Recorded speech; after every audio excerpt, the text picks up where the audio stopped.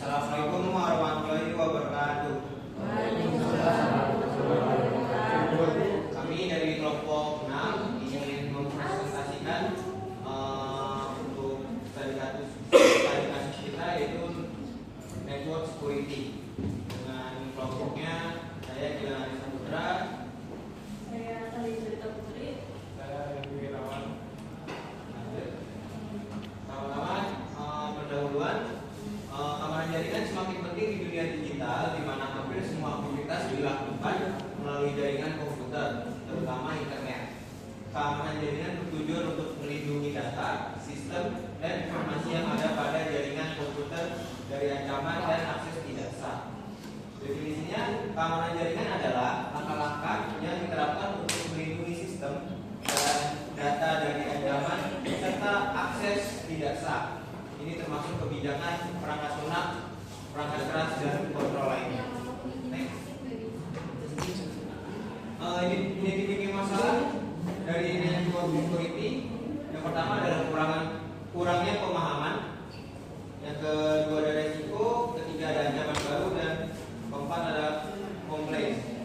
Yang pertama, kurangnya pemahaman. Banyak pengguna dan organisasi yang tidak memahami pentingnya perlindungan data dalam sistem jaringan mereka. Resikonya, keamanan yang lemah dapat menyebabkan data atau sistem dicuri, dirusak, atau disalahgunakan oleh pihak yang tidak bertanggung jawab. Ancaman baru, ancaman terhadap keamanan jaringan semakin kompleks dengan munculnya berbagai jenis serangan cyber baru seperti DOS atau DDoS, phishing, dan SQL injection. Komplain, meeting regulator requirement and industry standard from data security and privacy. Dan selanjutnya adalah rumusan masalahnya adalah apa definisi keamanan jaringan dan bagaimana konsep dasar CIA didasari, bagaimana klarifikasi keamanan sistem berdasarkan lubang keamanannya, apa saja jenis-jenis serangan yang dapat mengancam jaringan. selanjutnya adalah tujuan dan manfaat. Tujuannya ini menjelaskan konsep dasar keamanan jaringan dan untuk mengidentifikasi berbagai jenis serangan dan cara melindungi sistem dari ancaman. Terus ada manfaatnya untuk mahasiswa atau untuk kita dapat memperdalam pemahaman dan keterampilan terkait keamanan jaringan. Terus juga membantu pembaca memahami pentingnya melindungi data dan organisasi digital. Terus ada konsep dasar keamanan jaringan. Yang pertama adalah confidentiality atau kerahasiaan, yaitu menjamin bahwa informasi yang dapat diakses oleh pihak yang berwenang. Terus ada integritas, menjamin bahwa data tidak dapat diubah tanpa izin dari pihak yang berwenang. Terus ada ketersediaan, yaitu menjamin bahwa data dan sistem selalu dapat diakses oleh pengguna yang sah. Selanjutnya ada jenis gangguan keamanan jaringan. Pertama itu ada hacking, tindakan merusak atau penyusupan yang bertujuan merusak sistem atau mencuri informasi. Terus ada phishing, pencurian informasi kartu kredit secara ilegal. Terus ada device, perubahan tampilan website tanpa izin yang dapat merusak citra perusahaan atau organisasi. Terus terakhir ada phishing, teknik penipuan untuk mencuri data pribadi dengan menyamar sebagai entitas terpercaya. Klarifikasi keamanan jaringan. Keamanan fisik, proteksi terhadap perangkat keras dan media penyimpanan fisik, keamanan data dan media, perlindungan terhadap data, perangkat lunak dan perangkat keras dari ancaman, keamanan dari pihak luar, perlindungan terhadap ancaman yang berasal dari luar sistem seperti teknik social engineering, keamanan dalam operasional, pengaturan prosedur dan pemulihan sistem setelah terjadi serangan. Lalu ada jenis serangan pada keamanan jaringan. Pertama ada denial of service atau ini serangan dengan membanjiri jaringan atau server dengan traffic berlebih sehingga sistem tidak dapat berfungsi. Lalu ada spoofing, itu teknik menyamakan alamat IP atau menyembunyikan sumber serangan.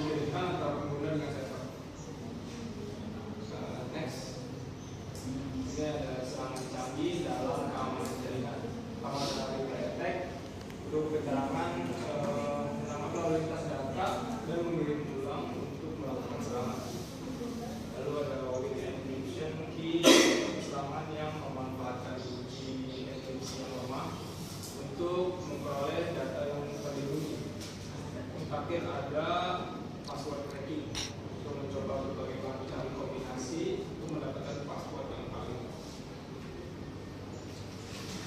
Peran pengguna dalam keamanan jaringan pertama itu pendidikan dan pelatihan pengguna, memberikan pelatihan kepada karyawan dan pengguna untuk mengidentifikasi ancaman seperti phishing dan lain-lain. Kedua adalah kebijakan pengguna yang kuat, menerapkan kebijakan yang mewajibkan pengguna penggunaan password yang kuat dan autentifikasi dua faktor. Dan ada pemeliharaan keamanan secara berkala. Pengguna harus rutin memperbarui perangkat lunak atau sistem operasinya. Dan terakhir ada kesadaran keamanan untuk mengedukasi pengguna mengenai pentingnya menjaga keamanan informasi dan tidak mengakses jaringan atau data sensitif tanpa izin. Kesimpulannya, keamanan jaringan itu aspek yang sangat penting untuk melindungi data, sistem, dan infrastruktur dari ancaman yang dapat merugikan. Untuk konsep CID itu dasar dari setiap sistem keamanan baik. Untuk tantangan ancaman cyber yang terus berkembang membutuhkan teknologi dan kebijakan yang tepat untuk melindungi sistem dan data. Selanjutnya ada sesi jawab. Ada yang mau bertanya? Silakan. Saya Dinda ingin bertanya. Tadi ada konsep dasar apa keamanan jaringan ya? Iya. Nah, terus dari CIA itu mana yang paling sering dilanggar? Kenapa? Kan yang dijelasin sama siapa? Iya. Ya kamu. Kan tadi ada serangan canggih kan? Dari serangan canggih itu ada reply attack. Nah contoh, ya reply attack yang pertama. Nah contoh nyatanya tuh yang kayak gimana sih? Baik, saya bertanya, nama saya Ainuri Nazar dari kelompok 2. Kan tadi ada konsep dasar keamanan jaringan. Di situ ada confidentiality, integrity, availability. Dalam konteks dunia kerja, apa akibatnya jika perusahaan gagal menerapkan ketiga prinsip tersebut? Ya, tadi kan ada weak encryption. Apa bedanya weak encryption sama strong encryption gitu? Kenapa bisa dikategoriin enkripsi yang lemah sama enkripsi yang kuat? Mau jawab pertanyaan dari Dinda, konsep CAI, aspek yang sering dilanggar dan mengapa? Aspek yang paling sering dilanggar itu kerahasiaan, karena banyaknya kasus kebocoran data akibat phishing, terus hacking atau kelalaian pengguna dalam menjaga informasi pribadinya. Selanjutnya saya akan menjawab pertanyaan dari Putri. Pertanyaannya adalah contoh dari reply attack ya. Contoh dari reply attack itu adalah login sederhana tanpa proteksi. Seperti klien mengirim username ditambah passwordnya, mulai attack ke server. Contoh serangannya adalah mencegat paket jaringan yang berisi kredensial lalu mengirim ulang paket sama ke server. Server menganggap itu login sah dan memberi akses. Pencegahannya adalah selalu pakai TLS atau HTTPS untuk enkripsi. Jangan kirimkan kredensial plain text. Gunakan mekanisme challenge response atau token sesi. Nah, untuk pertanyaannya ini, dalam konteks dunia kerja, apa akibatnya jika perusahaan gagal menerapkan prinsip CIA ini? Ya, datanya hilang. Tidak, simpel. Selanjutnya perbedaan apa perbedaan enkripsi yang lemah dan enkripsi yang hebat? Kayaknya bedanya itu seberapa gampang sandi enkripsi itu bisa ditembak. Contoh kayak tanggal lahir atau nama seseorang biasanya kan ada, kalau kita bikin password itu ada saran-saran yang keluar gitu. Jadi biasanya itu ditambahin simbol atau besar. Jadi itu bisa dikategorikan enkripsi yang kuat. Ya, kami akhiri presentasi